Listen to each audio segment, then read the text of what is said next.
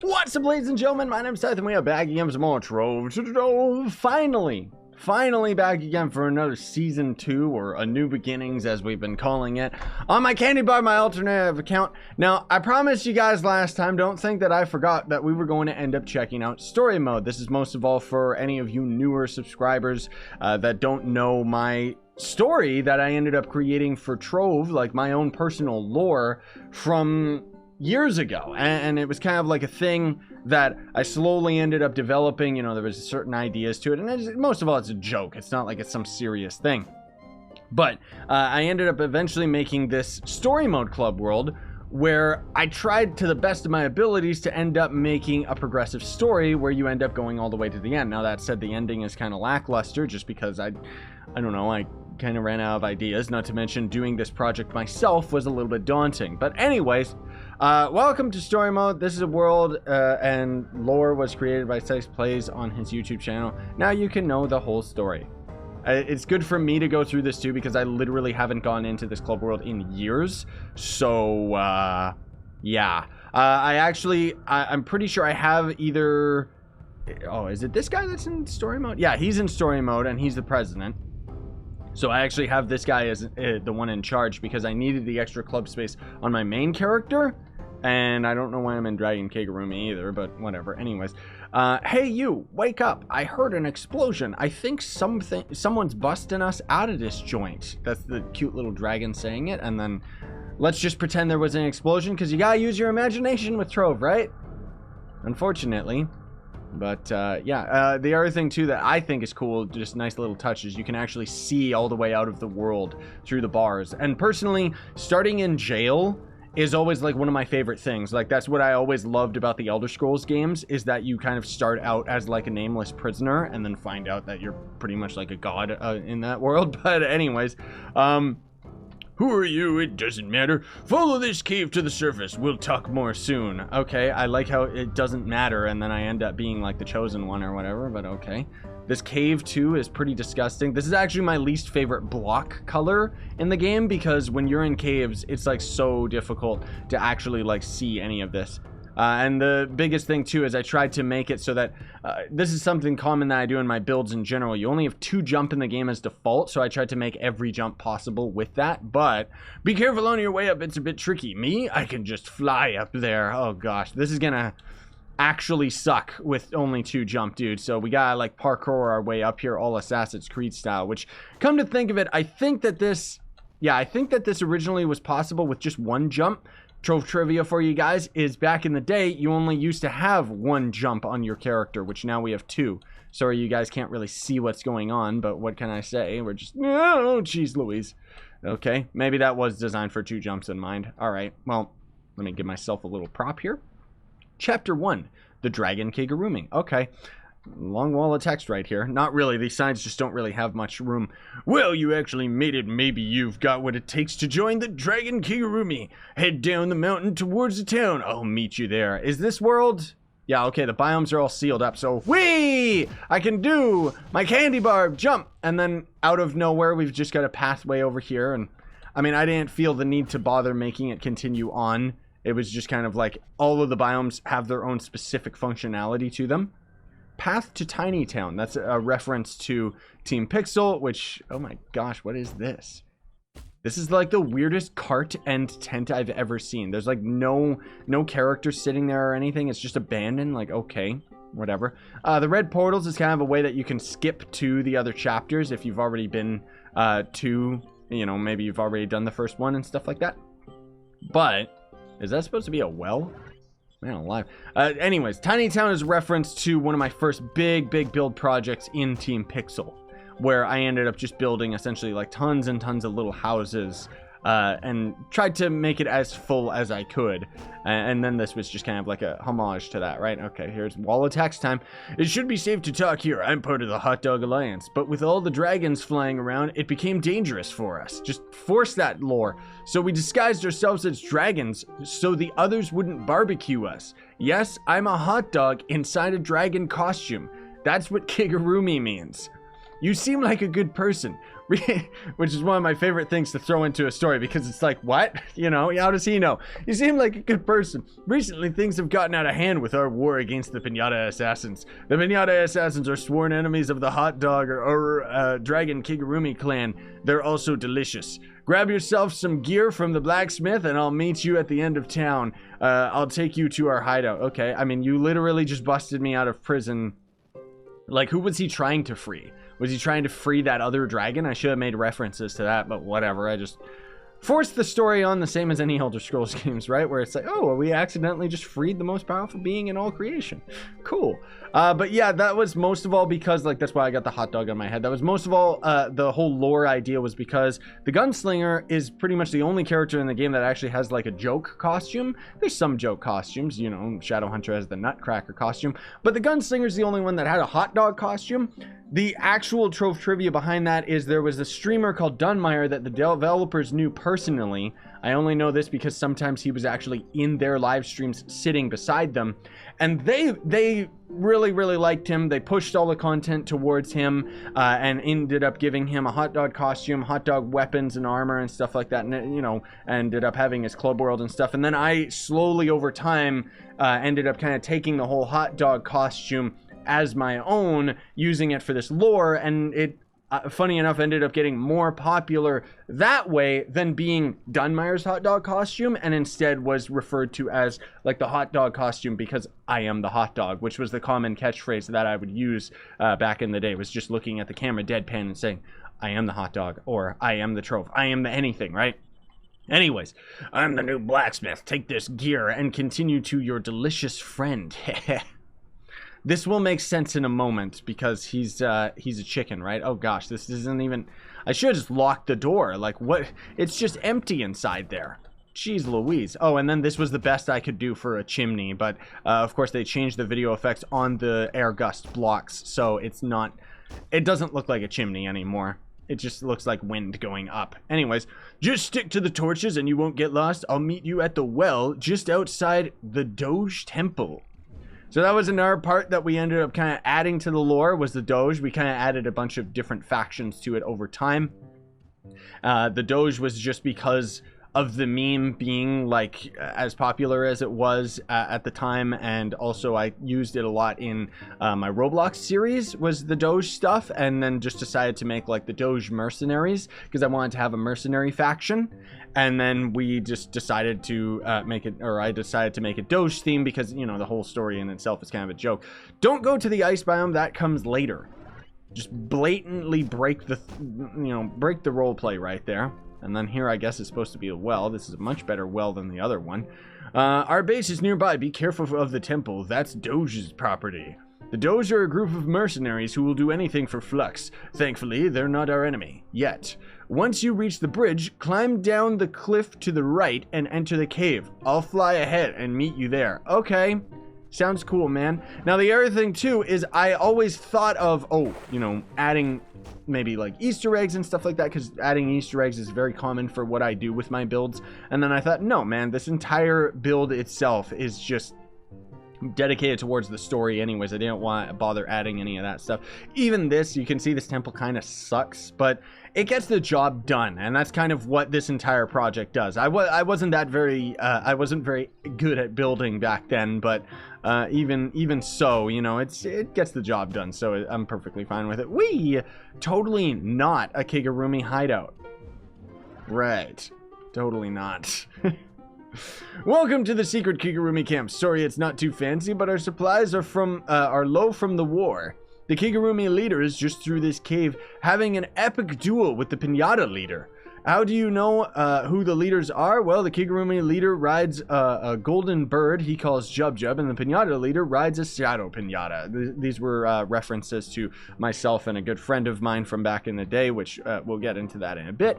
What? You want to help? I like it. Let's go into the cave and join the fight. Okay, just randomly he's gonna join, like he wasn't gonna join before. I may be a bear, but I'm still a Kigurumi. Speaking of just random references, is there anything at the bottom there? I don't think so. I'm pretty sure, yeah, okay. I just wanted to double check that you could actually get out of here. And then also, bum, bum, bum, that's the furthest the Easter eggs go. The chicken will make sense later. So now we're actually at chapter 2. What? take the portal to chapter 2, the Doge mercenaries, because they end up showing up randomly. And then, of course, just random prop art. Just because, hey, let's make it so that people can end up propping the club that I ended up working so hard on just for this stupid little story. Quickly, the leaders are fighting at the top of the mountain. Take the stairs to your left. This part was a bit of a struggle because I was trying to make it like there's a point of interest over there, but I wanted to make it as obvious as possible. Like, you know, you got to go this specific way. Not to mention there's all the ice stuff, see, even here, you could technically go over here, but there's nothing over here. So that's why I tried to make it as interesting and busy as possible over in these other areas so that you know this is not the right way. What's this? The Doge mercenaries suddenly attack both sides. We've got to reach the top and help them. So here we got dragon, pinatas, the closest that we get for the props. And then here's the Doge, just because we don't really have like any of the actual Doge or Doge, as I always used to call them. More dragons and more fighting and blah, blah, blah, blah, blah, as you end up going all the way to the top, right? And then finally up here, nice big wall of text. So we've got, we're too late. I saw the pinata leader sacrifice himself to save our boss from the Doge. So that, I forget if I made like, I think I just thought about it. But yeah, he like fell off the cliff. Like fighting one of the Doge or something like that. Did I put that in the lore? From this day forth, the Pinata assassins and Kigurumi are allies in the fight against the Doge for no reason. But the Doge wouldn't fight both Pinata and Kigurumi unless they were getting paid a ton of flux. We have to find out who hired them. You should grab a boat and head to Chicken Island. The wise chicken will know who hired them. But it'll take far too long on foot. Turn around, climb the tower, and fly to the docks. You should be able to find a boat down there. Do I have a default boat? I don't think that you have a default ship in this game, do you? Oh gosh, I'm not gonna have a boat. Anyways, the story was that, you know, there was me, you know, because I was like the leader of the hot dogs turned to the Kigurumi, right? I had a mod for a costume for the Draco that was the Kigurumi costume, and it was fairly popular around the time too because I was pushing the lore. Never got added to the game despite the fact that it was one of the most popular mods back in the day, which kind of opened my eyes to the idea that the Trove developers had favorites. You know, not that they didn't treat me well. Even back then they did treat me very well, but to have a hot dog costume added to the game and have the Kigurumi costume not added was a little bit weird because of the Kigurumi costume generally being more popular. But anyways, that doesn't matter. Okay, so anyways, I'm just saying random Trove trivia. So there was the battle between me and my good friend Lord Sithis, and then apparently the Doge ended up coming into the play, and then it's like Sithis was supposed to have fought the Doge like off the cliff while the Kigurumi leader, my character, ended up continuing forward. Because what we're actually playing right now is we're just a spectator. We're not actually the main character. We're just another random warrior. And unfortunately, Sithis, though a really good friend of mine, we kind of had a little bit of a falling out. I wanted to talk about this now that the drama has kind of died down from it. But basically, in short, what ended up happening was he ended up being a part of the community, even older than Nintendo Gamer, who's another good friend of mine and has stayed with the community for, you know, years. But Sithis, unfortunately, kind of started losing his marbles near the end.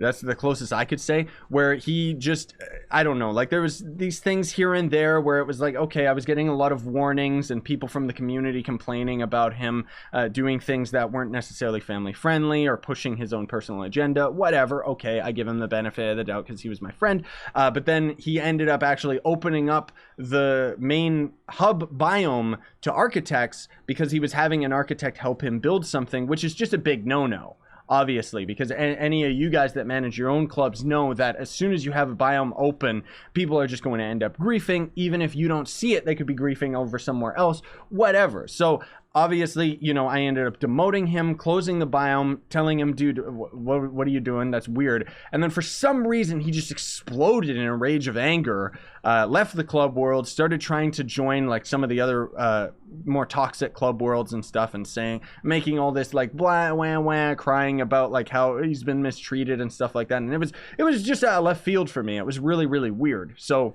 unfortunately, there's the story of what ended up happening with my good pal Lord Sithis. And, you know, I thankfully maybe not thankfully, but I have a lot of experience with that as a content creator. This kind of happens quite a lot. I had another big dramatic falling out with a lot of the people on the Xbox Club world. You know, the Jub Club on Xbox. As you guys may or may not know, we ended up having, I don't even remember his username, but basically these people that ended up just completely griefing the club, or accidentally ended up griefing it, or honestly let the ego go to their head and thought that they were kind of more in charge of the club than I was. And I'm not saying that that's anything related to Sis Pop, as I used to call him. I'm most of all just saying this in general is something that I've learned over time, is that not everybody can end up being an officer in active club worlds like mine. And so, you know, while originally I would just kind of take these people that were just applying themselves to the club and I would promote them right away, and now I've actually learned from that is actually a mistake. And instead, I wait, I bide my time, I keep an eye on people, I hear from other people whether something has been good or not, you know, whether somebody's doing a good job. And then on top of it, we'll end up just asking that person and confirming that they want to actually be at a position where, you know, you're gonna end up getting like tons and tons of whispers and basically end up getting attacked by people asking for free items and stuff like that if you end up being an officer or somebody that's noteworthy in my club or even in my Discord and stuff like that, right? But anyways, I'm enough about that. Who cares?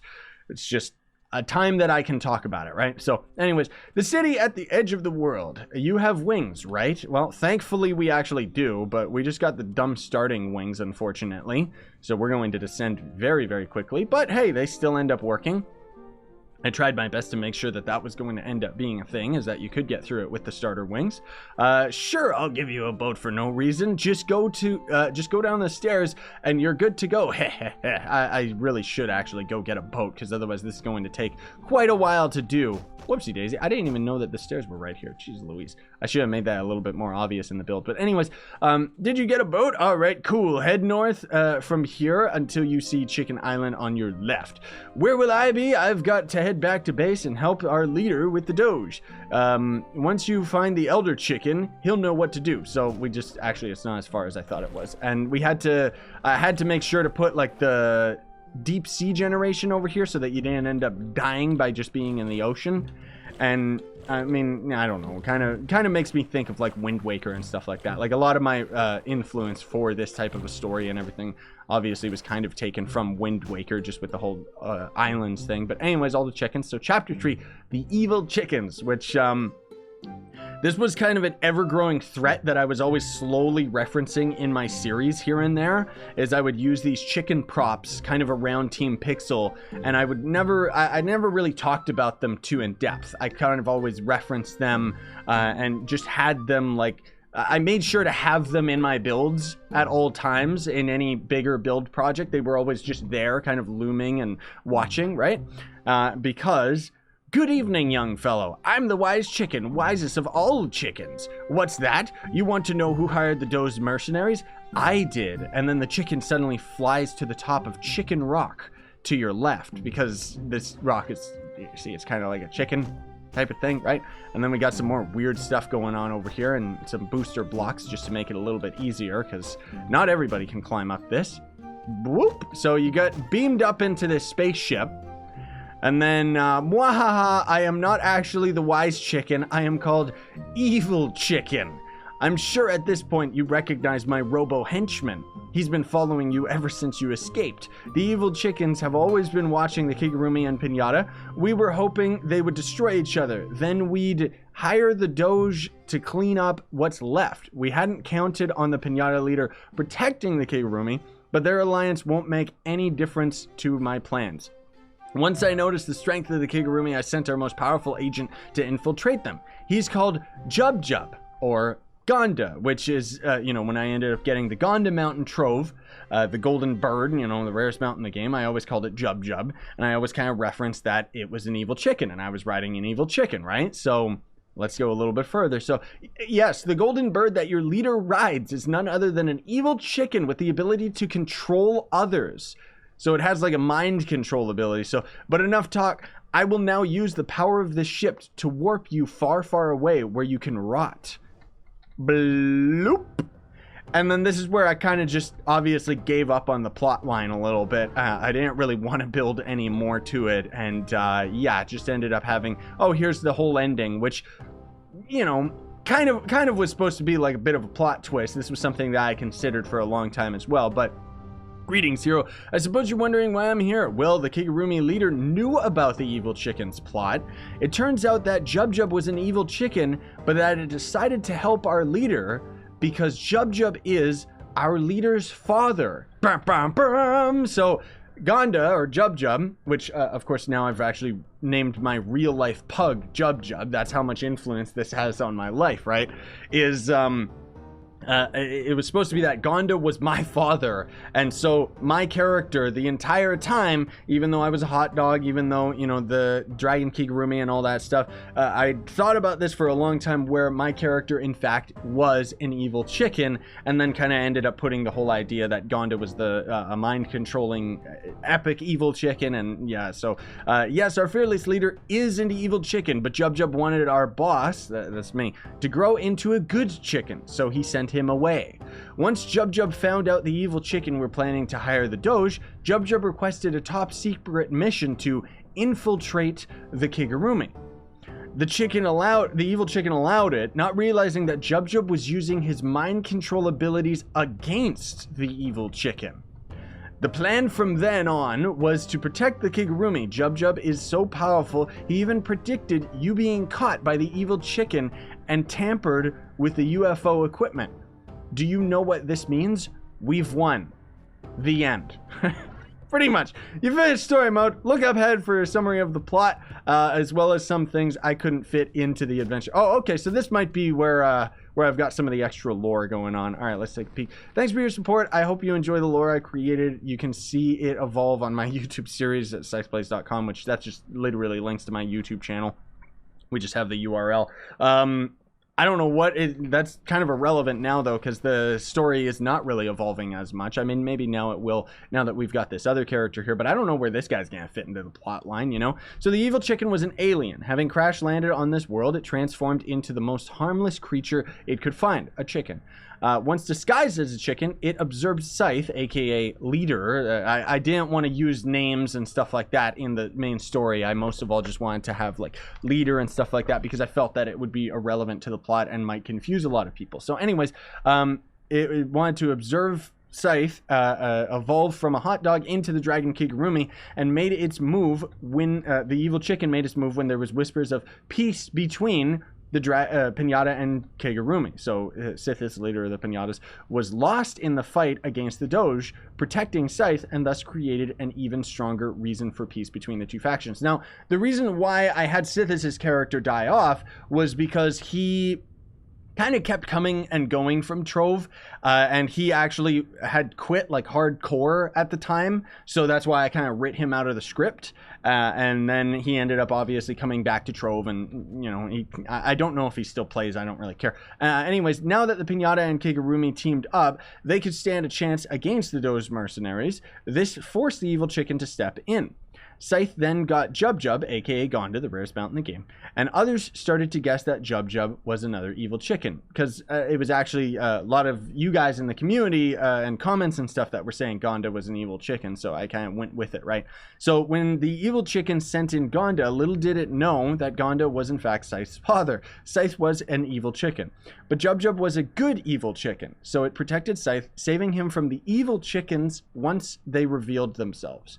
After the final battle, the evil chicken retreated, and the Doge mercenaries allied with the Kigurumi and the Pinata just for no reason whatsoever. That's just because I wanted to have peace between it all. Because the Doge, I forget who was in charge of that one, but like I kind of made all this lore, and then the people around me ended up creating these club worlds that were in theme with it all. So the Doge Mercenaries is actually a club world on PC as well. There's not really anything going on with it, but I forget who was in charge of that one. I think that was Meg something. I always called her Megs, but anyways, then we had another falling out, similar to Sithis, where Megs kind of lost her mind and let the ego get the better of her, thinking that it was like, oh, I'm special. And I mean, not to say people aren't special, but it's a difficult topic to discuss with those of you that don't create content, because it's like, as I'm a content creator, you kind of learn very quickly that not everybody actually wants to be your friend.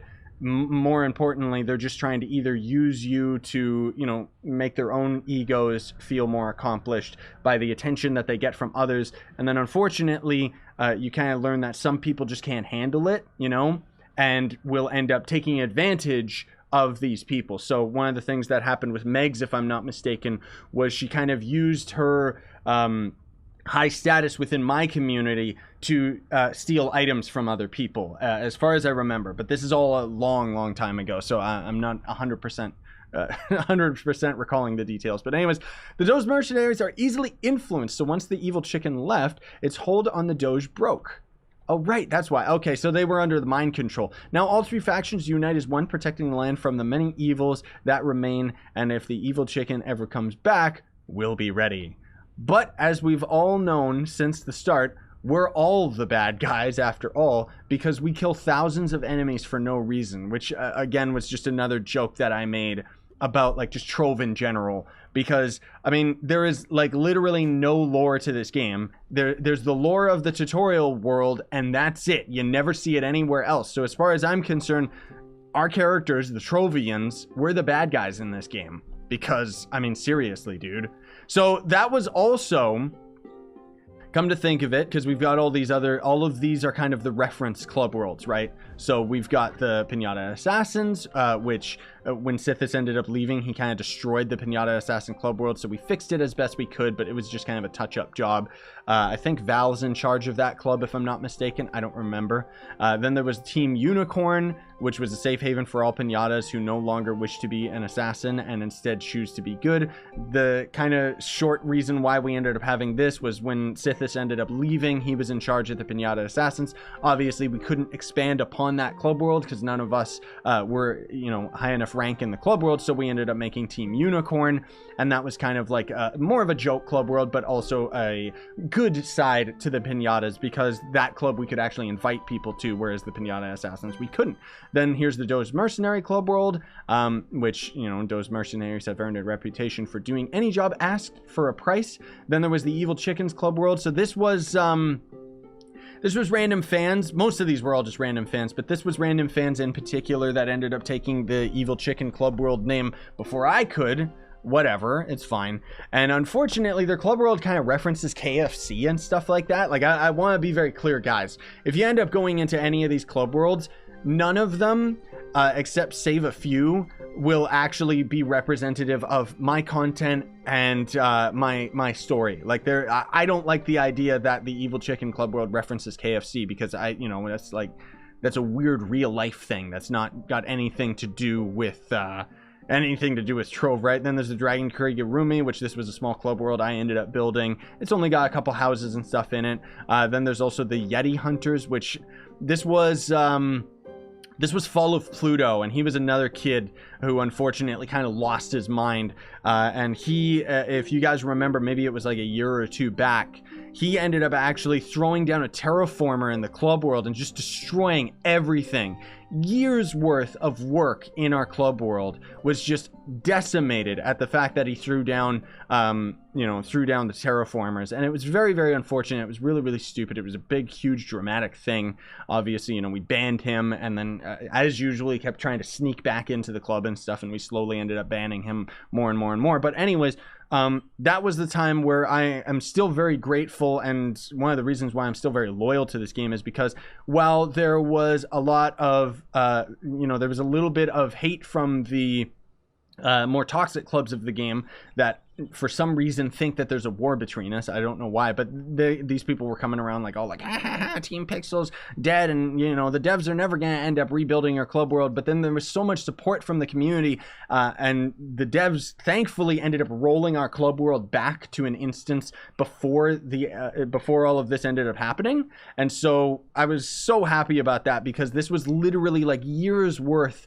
of work down the drain just because somebody ended up losing their mind, right? And I remember it was a big topic of controversy between the toxic people and the losers of Trove, because they were all like, why does this person get special treatment? And it's like there's been plenty of other clubs that have been rolled back Unfortunately, they can't roll everybody's club world back. You know, it was just something that obviously one of the top clubs in the PC version of Trove, it's like we kind of earned it. You know, we earned that special privilege, as any of the top clubs in Trove, I would hope, would end up getting re-rolled if something ended up going wrong. But anyways, then along came Merc, and he ended up making the Savage Frog Army, because, you know, he's a frog.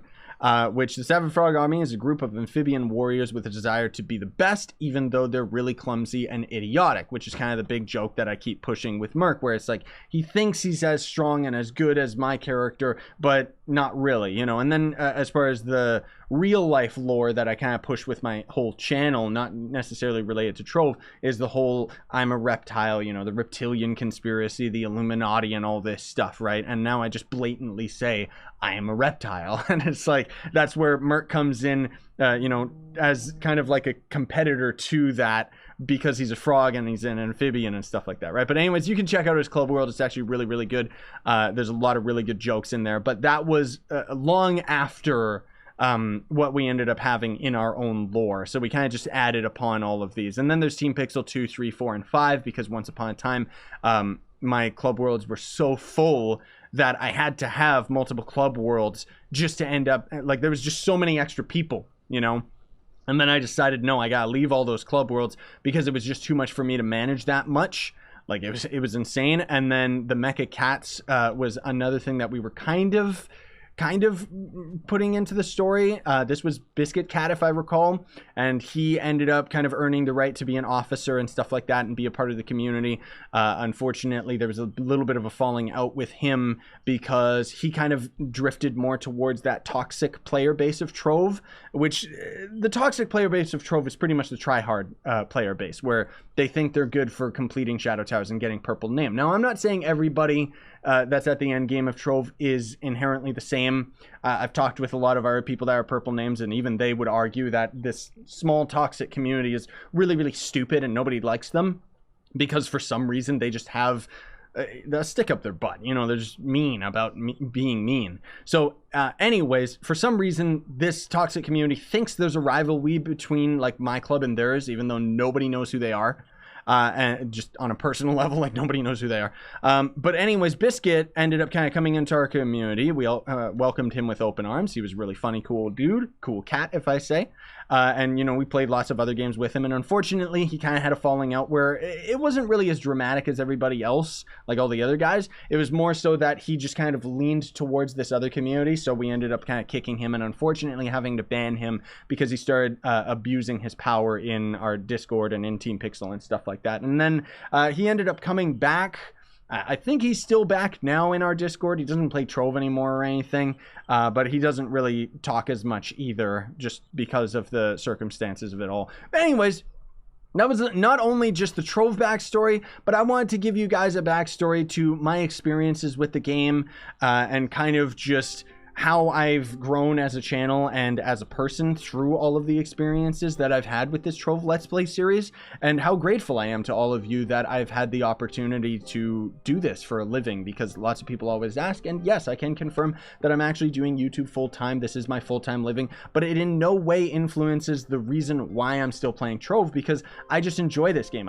You know, the argument that I always have to these people that say otherwise is that I've been playing Trove long before I was making a living from it, because I enjoy it. I enjoy the game for what it is. I enjoy the core gameplay, even if the developers, you know, kind of are a little bit clowns, and, you know, we kind of tease at them in the videos and talk about, you know, I'll even blatantly call them idiots and names and stuff like that. But for the most part, I'm not trying to say that the people developing this game as individuals, that there's anything wrong with them. You know, I reserve my judgments towards other people. I don't think that you should be judgmental towards other people.